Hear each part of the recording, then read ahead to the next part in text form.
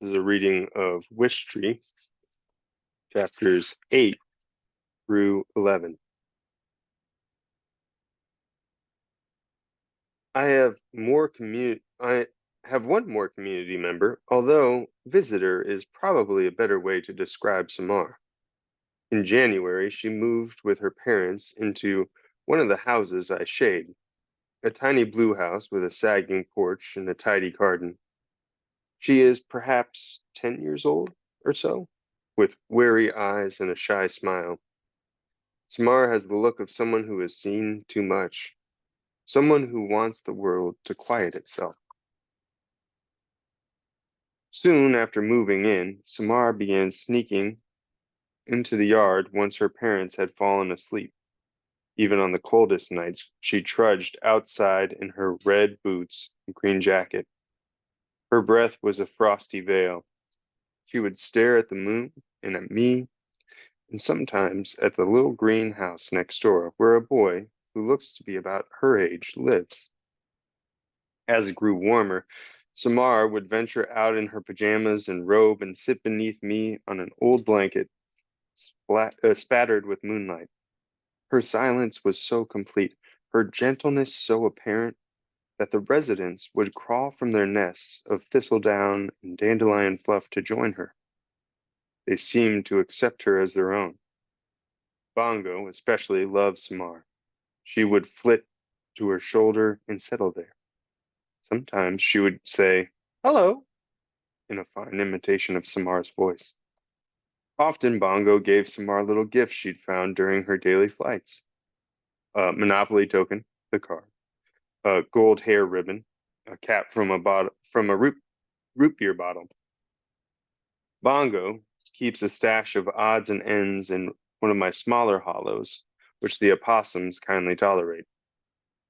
"You never know who I might need to bribe," she likes to say. But her gifts to Samar weren't bribes. They were just Bongo's way of saying, "I'm glad we're friends."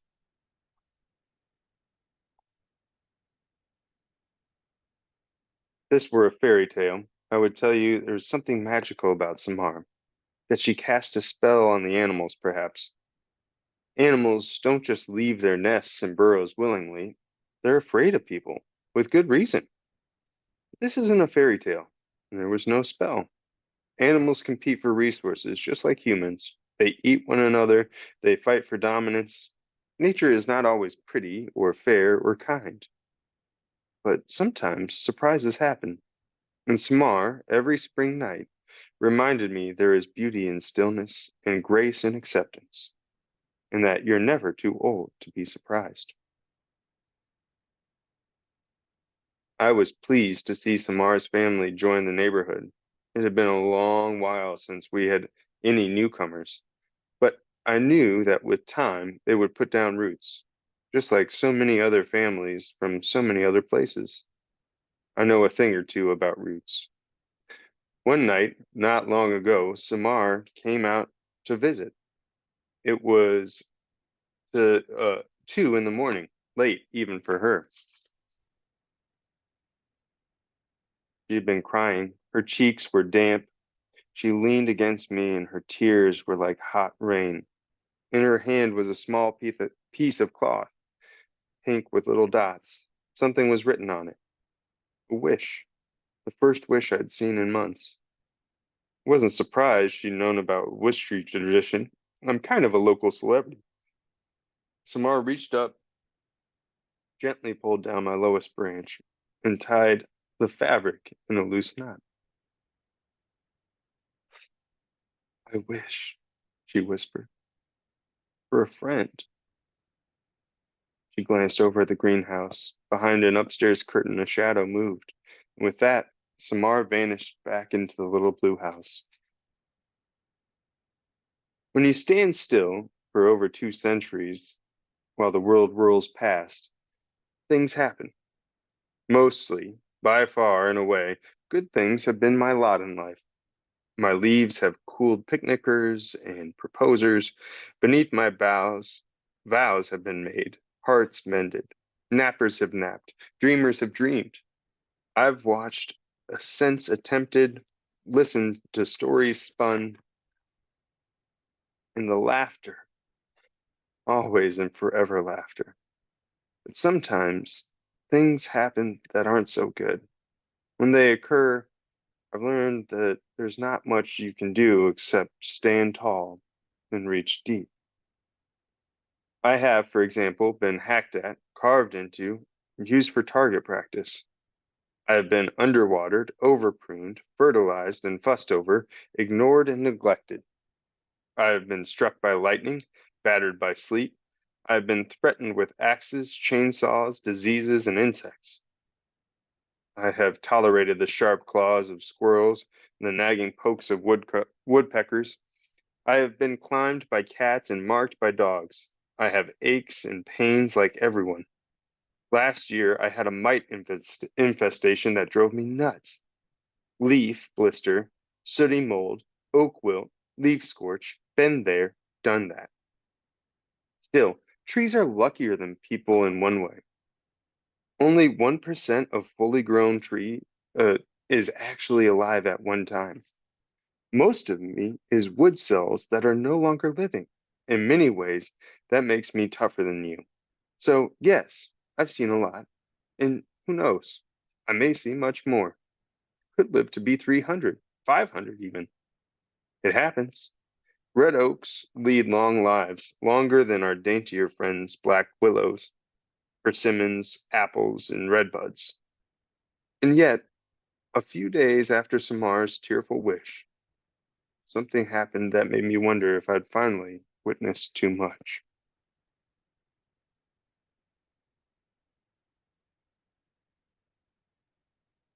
Chapter 11. The morning was budding, and I was waiting for warmth. Down the street, a lanky boy was lingering near a stop sign. Head down, he was hunched over like a wind-blown weed. In his right hand was something shiny, a tool, maybe, or a pen.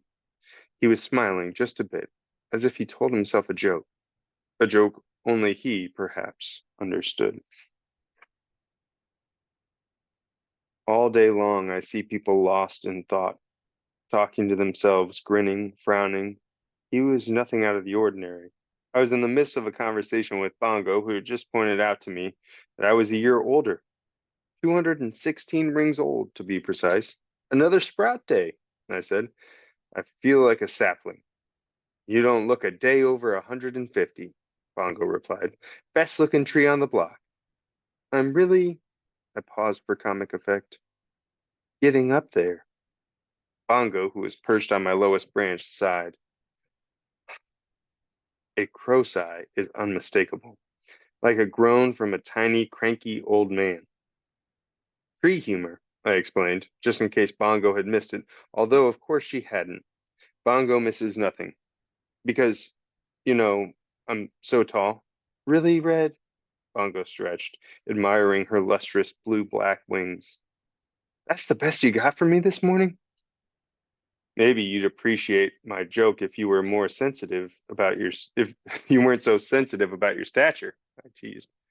Corvids don't give a flying tail feather about height, Bongo said. Smarts, wiles, trickery, cunning. That's what counts in our neck of the woods.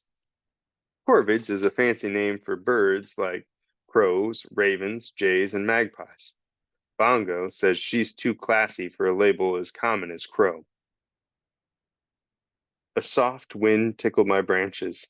Spring, that old rascal, was teasing me with a promise of warmer days. Truth is, I said, it doesn't matter what size you are, Bongo. We grow as we must grow, as our seeds decided long ago. Red, way too early in the morning for the wise old tree routine. Bongo gave me a gentle peck. Although you're right, it doesn't matter how tall you are. In a fluttery blur, she sailed to a telephone pole far above my leafy canopy.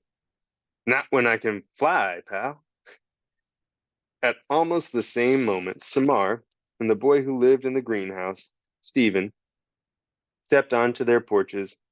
Both had backpacks. Both looked eager to greet the day. Their eyes met. Stephen nodded, just a flicker, and Samar nodded back. Not a hello, exactly, just an acknowledgement.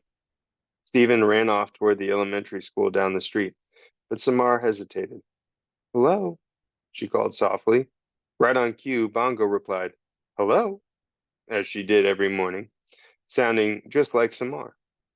Bongo can also do a passable tuba, an impressive chihuahua, and a fine police siren. Samar looked up at Bongo, grinned, and headed toward school. With that, Bongo let loose a hoarse and gleeful caw and set off to wait for the children to arrive at school. She was a regular there. Everybody knew her. She enjoyed annoying the children, and they enjoyed letting her annoy them. Bongo especially liked to untie shoelaces. While the children were busy retying them, she would snatch treats from their lunch bag.